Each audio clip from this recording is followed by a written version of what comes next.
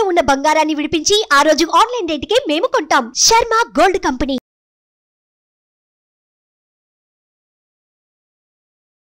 నమస్కారం, welcome to Suman TV. నేను గీతాంజలి. ప్రస్తుతం మనతో పాటు నైమిషారణ్య పీఠ వ్యవస్థాపకులు, ప్రముఖ ఆధ్యాత్మికవేత్త శ్రీ బాల బ్రహ్మానంద సరస్వతి గురుజీ ఉన్నారు. వారితో మాట్లాడదాం. గురుగారు నమస్కారం అండి. గురుగారు, జూలై 17వ తారీఖున తొలి ఏకాదశి, వ్యాస పూర్ణిమ, గురు పూర్ణిమ ఇలాంటివి ఉంటారు. అసలు తొలి ఏకాదశి విశిష్టత ఏంటండి? తొలి ఏకాదశి అనేటువంటిది సాక్షాత్తు శ్రీ మహావిష్ణువు యోగ నిద్రలోకి ప్రవేశిస్తున్నటువంటి దినం. దీని వెనక ఉన్నటువంటి ఇతిహాసము, ఇతివృత్తం ఏంటంటే, అలనాడు శ్రీ మహావిష్ణువు వామన అవతారాన్ని స్వీకరించినప్పుడు, అంటే బలిచక్రవర్తిని పాతాళానికి పంపించాలి, మరలా దేవతలకు పూర్వవైభవం కలిగించాలి, వారి యొక్క అమరావతిని వారికి ప్రసాదించాలి అన్నటువంటి ఉద్దేశంతో మహావిష్ణువు వామన రూపంలో బలి యాగం చేస్తూ ఉంటే ఆ యాగంలో ఒక వటువుగా రావడం జరుగుతుంది. ఆ యాగ సమయంలో ఏది దానం అడిగినా ఇవ్వాలి. అందుకని ఆయన వచ్చి నాకు దానం ఇవ్వాల్సిందే అంటే, అప్పుడు బలిచక్రవర్తి మీకు మణులు కావాలా, లేక రత్నాలు, లేక గోవులు అంటే, తను ఏమొద్దు నాకు 3 అడుగులు దానం ఇస్తే చాలని కోరడం అడుగుతారు. అప్పుడు దానికి అంగీకరించడం బలిచక్రవర్తి. అదే సందర్భంలో భూమి ఆకాశాలు ఒక పాదంతో మరో పాదంతో ఊర్ధ్వలోకాలు ఆక్రమించిన తర్వాత ఇక మిగిలినటువంటి పాదం ఎక్కడ పెట్టగలను అంటే తన తలని చూపిస్తాడు. అప్పుడు తన తలపై పెట్టి పాతాళానికి పంపించేస్తున్నప్పుడు ఏది ఏమైనా తన త్యాగానికి చాలా ముగ్ధుడవుతాడు మహావిష్ణువు. అంటే బలిచక్రవర్తికి తెలిసే దానం ఇచ్చాడు. ఇది గొప్ప విషయం. అంటే ఇప్పుడు వచ్చేది సాక్షాత్తు మహావిష్ణువు కాబట్టి నన్ను పాతాళానికి పంపించేస్తారు ఆయన అని తెలిసి కూడా దానం ఇచ్చారు. అంటే శుక్రాచార్యులు వారు చెప్పడం జరిగింది, వచ్చినవాడు సామాన్యుడు కాదు, ఆయన అడుగుతున్నది 3 అడుగులు ఎవరైనా అడుగుతారా, అప్పుడే నువ్వు అర్థం చేసుకోవాలి, ఆయన సాక్షాత్తు విష్ణువు కాబట్టి ఇది నీకు పతనానికి దారితీస్తూ ఉంది అని చెప్పినప్పటికి కూడా తను నిరాకరించి, సాక్షాత్తు విష్ణువే కదా, ఇప్పుడు విష్ణువే నాకు దానం అడుగుతుంటే ఆయన చెయ్యి కిందుండి నా చెయ్యి పైన ఉండడం అనేది చిన్న విషయం కాదు, కాబట్టి విష్ణువే అడుగుతున్నారు కాబట్టి ఖచ్చితంగా ఇచ్చి తీరుతాను, ఆయనకే నా జీవితం అంకితం అని చెప్పి అంత త్యాగానికి తను సంసిద్ధపడ్డాడు. కాబట్టి ఒకవైపు దేవతలకు అమరావతిని ప్రసాదిస్తూ మరోవైపు బలిచక్రవర్తిని అనుగ్రహించాలి అని మహావిష్ణువు అనుకోవడం జరిగింది. కాబట్టి నాయన నీ త్యాగానికి నేను చాలా సంతోషపడ్డాను, నీకేమైనా వరం కావాలంటే కోరుకోమంటే తను సంవత్సరానికి ఒక 4 నెలలు నా పాతాళంలో ఉండాల్సిందే అని తను కోరుకుంటాడు. కాబట్టి అది ఆషాఢ శుద్ధ ఏకాదశి నాడు నుండి యోగ నిద్రలోకి స్వామి ప్రవేశించడం, అంటే వైకుంఠంలో యోగ నిద్రలో ఉంటాడు స్వామి. అలా కోరుతాడు బలిచక్రవర్తి, వైకుంఠంలో మీరు యోగ నిద్రలో ఉండాలి శేషపాన్పుపై, కానీ నా పాతాళంలో నా సన్నిధిలో మెలకుతూ ఉంటారు మీరు.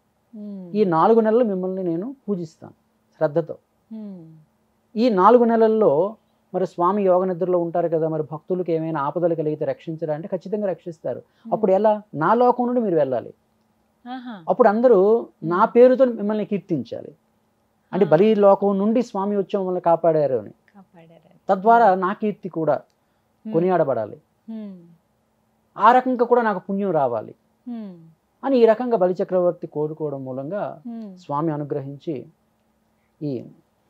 ఈ శయన ఏకాదశి రోజు నుండి ఆషాఢ మాసంలో ప్రారంభమై మరలా కార్తీకం శుద్ధ ఏకాదశి నాడు ఉత్తాన ఏకాదశి అంటే ఆ రోజు మేల్కోవడం, ఇలా ఈ 4 నెలలు కూడా దీన్ని చాతుర్మాసము అని కూడా పిలుస్తారు. ఈ 4 నెలలు కూడా పీఠాధిపతులు, ఋషులు వాళ్ళందరూ కూడా 4 నెలలు బయటికి అంటే అడుగు పెట్టకుండా పురాణ పఠనంతో దైవశక్తిని వాళ్ళు పొందుతారనమాట. ఈ 4 నెలలు తపస్సు చేస్తూ సాధన చేస్తూ సంపూర్ణంగా దైవశక్తిని పొందే నెలలుగా చెప్పబడతాయి 4 నెలలు కూడా. ఇది శయన ఏకాదశి. అదేవిధంగా ఈ శయన ఏకాదశి నాడు మన విష్ణుమూర్తిని కనుక మనం ఆరాధన చేసే విధానం, ఏ విధంగా ఆరాధన చేయాలి స్వామివారిని అంటే, ముఖ్యంగా స్వామివారికి ప్రీతికరమైనటువంటి 4 పుష్పాలు ఉన్నాయి. అది శయన ఏకాదశి రోజు మనం ఆ రకంగా పూజ చేయగలిగితే విశేషమైనటువంటి ధనాన్ని స్వామి ప్రసాదిస్తాడు అని చెప్పబడింది మనకు. ముఖ్యంగా నరసింహ పురాణము, అదేవిధంగా నారద పురాణంలో చెప్పబడింది. ఆయనకు తెల్ల గన్నేరు పూలు చాలా అత్యంత ప్రీతి. ఒకటి. ఇక రెండవది నందివర్ధనం పువ్వులు, తుమ్మె పువ్వులు తుమ్మె పూలు మూడవది. అదేవిధంగా ఇంకా జాజి పువ్వులు. ఈ 4 పువ్వులు అంటే స్వామికి అత్యంత ప్రీతట. కాబట్టి ప్రత్యేకించి ఈ శయన ఏకాదశి నాడు స్వామివారికి ఈ 4 పువ్వులతో పూజ చేసి ఒక పరమాన్నం నైవేద్యంగా సమర్పించగలిగితే స్వామి విశేషంగా తృప్తి పొంది విశేషమైనటువంటి ధనము, ఆరోగ్యము, ఐశ్వర్యాన్ని ప్రసాదిస్తాడు అని చెప్పేసి మనకు నారద పురాణం కూడా చెబుతూ ఉందన్నమాట. అదేవిధంగా ఇంకా మనకు అందుబాటులో దగ్గరలో ఉన్నటువంటి విష్ణు ఆలయాలను దర్శించుకోవడం.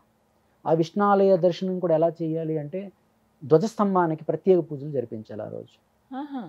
అంటే ప్రదక్షిణాలు చేయడం. ఆ రోజు చేయాల్సినటువంటి ప్రదక్షిణం ఏంటంటే సరి సంఖ్యలో చేయాలి. సాధారణ ప్రదక్షిణం బేస్ సంఖ్యలో చేస్తాం, 3 సార్లు చేయడం. కానీ సరి సంఖ్యలో 2 లేక 4 లేక 6 ఇలా సరి సంఖ్యలో ఆ రోజున మాత్రమే సరి సంఖ్యలో ప్రదక్షిణం చేసి అక్కడ 6 ఒత్తులతో స్వామి అక్కడ దీపాన్ని మనం నీతి దీపాన్ని ధ్వజస్తంభం వద్ద వెలిగించినట్లయితే స్వామి అనుగ్రహం విశేషంగా కలిగి వాళ్ళకి ఐశ్వర్యాన్ని ప్రసాదిస్తాను అని చెప్పి నారద పురాణంలో స్వామివారి సాక్షాత్తు చెప్పడం జరిగింది. అంత విశేషమైనటువంటి గొప్ప పర్వదినం శయన ఏకాదశి.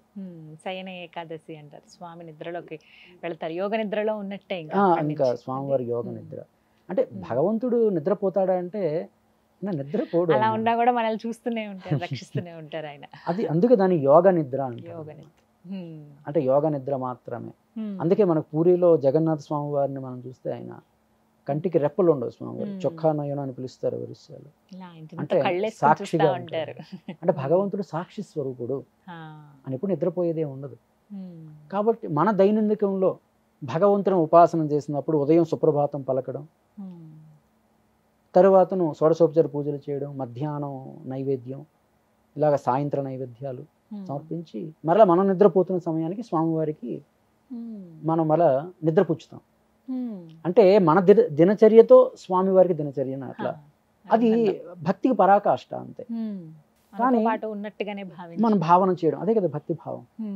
అయితే ఇక్కడ మనం స్వామివారికి నిద్రపుచ్చితే మన విదేశాల్లో ఉదాహరణ అమెరికా అనుకుందాం అనుకోండి, అక్కడ మరో 2 గంటల్లో స్వామిని సుప్రభాతంతో మేలుకొలుపుతారు కదా.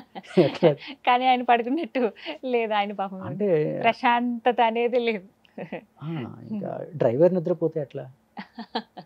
ఎందుకంటే భగవంతుడు సమసృష్టి నడిపించేవాడు కదా, ఆయన నిద్రపోయేదే ఉండదు. అందుకనే దాన్ని యోగ నిద్ర అని పిలిచారు. నిద్ర వేరు, యోగ నిద్ర వేరు. కానీ అత్యంత పవిత్రమైన ఏకాదశిగా చెబుతారు కదండి. అత్యంత పవిత్రమైన మనకి ప్రతి నెల వచ్చేటువంటి ఏకాదశిలో సంవత్సరంతంలో చూసుకున్నా కూడా ఇలా ఇదొకటి, అలాగే ముక్కోటి ఏకాదశి అంటే 3 ఏకాదశులు ముఖ్యంగా. ఈ శయన ఏకాదశి, ఉత్తాన ఏకాదశి, మన కార్తీక శుద్ధ ఏకాదశి, అదేవిధంగా ముక్కోటి ఏకాదశి. ఈ 3 ఏకాదశులు, ఈ 3 ఏకాదశులు శ్రద్ధగా మనం ఆచరిస్తే కనుక ఈ సంవత్సర ఏడాది మొత్తం పూజాఫలం మనకు దక్కుతుంది అని మనకు భాగవత పురాణం చెప్తుంది అన్నమాట. చాలా పవిత్రమైన రోజు అది. జూలై 17వ తారీఖు ఒక్క ఏకాదశిని మనం శ్రద్ధగా ఆచరించగలిగితే కూడా మంచి సత్ఫలితాన్ని పొందుతాం, మనం సంపూర్ణ ఫలితాన్ని పొందగలుగుతాం. జూలై 17 అయినా స్వామి ఇంకా ఏమైనా మార్పు? కొంతమంది 16 అన్నట్లుగా అంటున్నారు. అంటే ఎలా తిథులు మనం లెక్కించుకోవాలి? ఉదయం పూట వస్తేనా ఏకాదశిని పాటించాలా, సాయంత్రం పూట వస్తే ఏకాదశిని పాటించాలా? సాయంత్రం పూట వస్తే పాటించుకోవాలి. సాయంత్రం పూట వస్తే ఆ విధంగా చూసుకుంటే 17వ తారీఖు. అలా అయితే ఇంకా ఆ రోజునే చక్కగా వివరించారు గురువు గారు. ధన్యవాదాలండి. సుమన్ టీవీలో మీ పర్సనల్ అండ్ బిజినెస్ ప్రమోషన్స్ కోసం కింది నెంబర్కి కాంటాక్ట్ చేయండి.